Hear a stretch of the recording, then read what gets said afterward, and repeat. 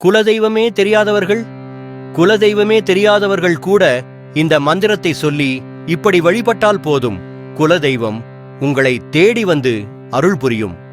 குலதெய்வ வழிபாடு நம் காலம் காலமாக பின்பற்றி வரும் முறை. ஒவ்வொரு குடும்பத்திலும் இன்றளவும் அதை முறையாகவும் சிரத்தையாகவும் செய்திருக்கிறார்கள். ஒரு குடும்பத்தின் முன்னேற்றம் என்பது குலதெய்வத்தின் வழிபாட்டை வைத்தே நாம் தெரிந்து கொள்ளலாம். அப்படியான குலதெய்வத்தின் அருள் நமக்கு பரிபூரணமாக கிடைத்தால் தான் நம்முடைய ஒவ்வொரு முயற்சியும் வெற்றியடையும். இந்த குலதெய்வத்தின் அருள் இன்று பல பேருக்கும் கிடைக்காமல் துன்பப்படுகிறார்கள். இன்னும் சிலருக்கு குலதெய்வம் எங்கிருக்கிறது, எது தங்களுடைய குலதெய்வம் என்றே தெரியாமல் இருக்கிறார்கள்.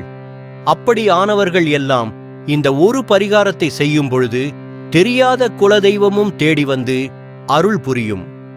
அது மட்டுமின்றி எந்த காரணத்தினாலோ இதுவரை வராத நம் குலதெய்வத்தையும் வீட்டிற்கு வரவைத்து அவர்களின் அருளாசி பெறலாம். குலதெய்வத்தை வரவைக்கும் இந்த எளிமையான வழிபாட்டை நாம் எப்படி செய்ய வேண்டும்? குலதெய்வம் வீடு தேடி வர இந்த பரிகாரத்தை நாம் வெள்ளிக்கிழமைகளில்தான் செய்ய வேண்டும். வெள்ளிக்கிழமை காலை முதல் இரவு வரை உங்களுக்கு எப்போது நேரம் கிடைக்கிறதோ அப்போது செய்து கொள்ளுங்கள். இதற்கு 9 மட்டை தேங்காய் வேண்டும். அதை மட்டும் வாங்கிக் கொள்ளுங்கள். வெள்ளிக்கிழமை அன்று முதலில் பூஜை அறையில் விளக்கு ஏற்றி வைத்து விடுங்கள். அதன் பிறகு இந்த 9 மட்டை தேங்காய்களையும் வரிசையாக அடுக்கி வைத்துவிட்டு இந்த தேங்காய்களுக்கு முன்பாக ஒரே ஒரு அகல் விளக்கை நெய் அல்லது நல்லெண்ணெய் ஊற்றி ஏற்றி வைத்து விடுங்கள். அதன் பிறகு இதற்கு தீப தூப ஆராதனை காட்டுங்கள். இவையெல்லாம் செய்த பிறகு கீழ்வரும் இந்த மந்திரத்தை சொல்லுங்கள். மந்திரம்: ஓம் ஓம் என் குலதெய்வம் வரவர, ஓம் வம் வம் உம் உம் என் படி ஏறி, வா வா என் குலதெய்வமே என்ற இந்த மந்திரத்தை தீபத்தின் முன் அமர்ந்து 108 முறை சொல்ல வேண்டும். அதுவரையிலும் இந்த தீபமானது அணையாமல் எரிய வேண்டும். இப்படியாக 9 வாரங்கள் தொடர்ந்து இந்த பரிகாரத்தை செய்ய வேண்டும்.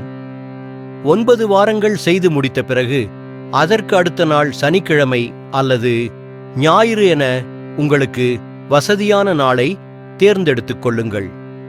அந்த நாளில் இந்த மட்டை தேங்காய்களை உரித்து தேங்காயின் குடுமிகளை எடுத்து விடுங்கள். தேங்காயில் கண் இருக்கும் பகுதியில் மஞ்சள் குங்குமம் பொட்டு வைத்து விடுங்கள்.